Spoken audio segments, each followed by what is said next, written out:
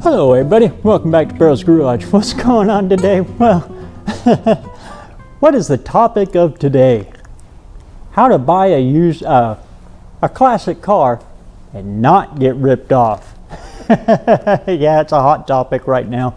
I was watching Uncle Tony's Garage. He's back over at Kiwi's, and another one rolled into Kiwi's place.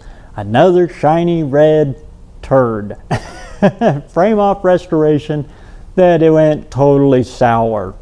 Why? Because the truck is full of fiberglass, full of Bondo, full of shoddy bodywork. Now, before we go in and grab the pitchforks and go looking for this shop, because this poor lady that bought this truck got ripped off, hold up, put the pitchforks down for right now. We haven't heard the whole story yet, so let's just take a step back and take a breath. Now, I was reading through some of the comments on that video, and boy, you guys are all over, yeah, let's get some laws in place, let's get a system set up, let's put some checks and balances going for this kind of stuff, for these shops. We got one. We've had one for decades, and it's kind of our Car Fax, but it's even better than the one that they got right now on that computer you're looking at right now. What is the old school Car Fax? Car shows.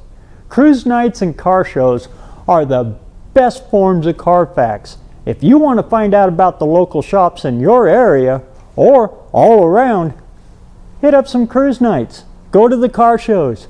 Go around and talk to, not the shops. Yeah, they've probably got their cars out there too. They'll bring their best ones to show them off, they're using them for advertisement. Don't go to them right away. Go to everybody else out there. I would have to say 80% of every car at a car show was done by somebody else. Nobody out there does 100% of the work. And if your thing is fancy, nice, shiny stuff, especially restoration, you got to be very careful with restored cars. Go and ask these guys who did the work for them. Oh, you walk up and you shake a hand, you make a friend. Hey, I like your car. Who did this? What went on there? Those guys that own that car are going to be the first to tell you what went wrong with it. There'll be hours of conversation on the bad side of it. The good side, yeah, it gets worked in towards the end. But if you want to find the bad shops in your area, like I said, hit up the cruise nights, hit up the car shows. You'll find out immediately who's crooked and who's on the legit side. Now, where do you find out where these car shows and cruise nights are? That's super easy. Just go to your local auto parts store. O'Reilly's, AutoZone, Napa, Billy Bob's House of Parts, whoever it might be. They're probably sponsoring a few of them, and they'll tell you exactly right where they're at. Get out there, make friends, and interact with people. Interact with the car culture that you want to get into. And it can be anything. You know, it can be restoration, it could be resto mod, it could be hot rod, it could be rat rod, it could be race car, any of that stuff. Get out there and shake hands and meet people and talk to people and ask them. They're more than willing to tell you who's on the level and who's not. So that's the easiest way to protect yourself on this stuff. Number 2 in it. If you don't know this stuff, but again, you want to get into it, don't be afraid to take that car to somebody like Kiwi's Custom Classics and pay them to take a look at the car. That's right, pay them. Why? Because if we put laws into effect countrywide, everybody's going to be paying every year for every car. Doesn't it make more sense that if you want to go buy a car, well, you only got to pay it that one time. All you got to do is take it over to a place like that and say, hey, can you take a look at this and tell me if this is worth what he's asking me for?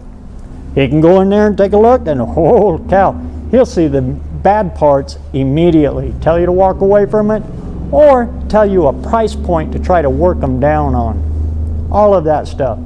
Get out there and do the work yourself. The legwork yourself. The research yourself before you start throwing money into the other guy's hand to take away, you know, a gamble. Now, shiny cars, fully restored cars, those are the ones you really got to watch out for, because paint hides a lot of stuff. Now, if you're actually looking for a project car to get into, to, you know, build yourself, well, don't be afraid of stuff like this. Of course, you're going to find stuff that has to be worked on, but adjust that to the price level where you're at. For example, here where I live, if it's a two-door, anything, Ford, Chevy, Dodge, it don't matter. If it's a two-door, anything car in this era, it starts about $2,500, hands down, and goes up from there depending on what the car is, you know. 55 Chevy Bel Air, hardtop, gold edition, yeah, the one with the fuel injection and the, you know, rusted out heaps of those ones, yeah, they go for 10 grand. Do your research on it, you know. How much are you willing to go through with? Now, again, goes back to the old Carfax thing. When you're looking for somebody who can actually restore it for you, then you'll find the shop. Then you go and you ask that shop how much it would cost to have this car done at your shop and done right. Easy peasy. I mean, we don't have to jump out there with the pitchforks and go after the, oh, that crooked, he took that lady's money. Well, that lady was a dang fool for not taking that truck over to Kiwi to have it looked at. Let's just face the facts there. She could have went over there and gave Kiwi 50 bucks, 100 bucks, whatever. It would have saved her a ton of money to just have it looked at.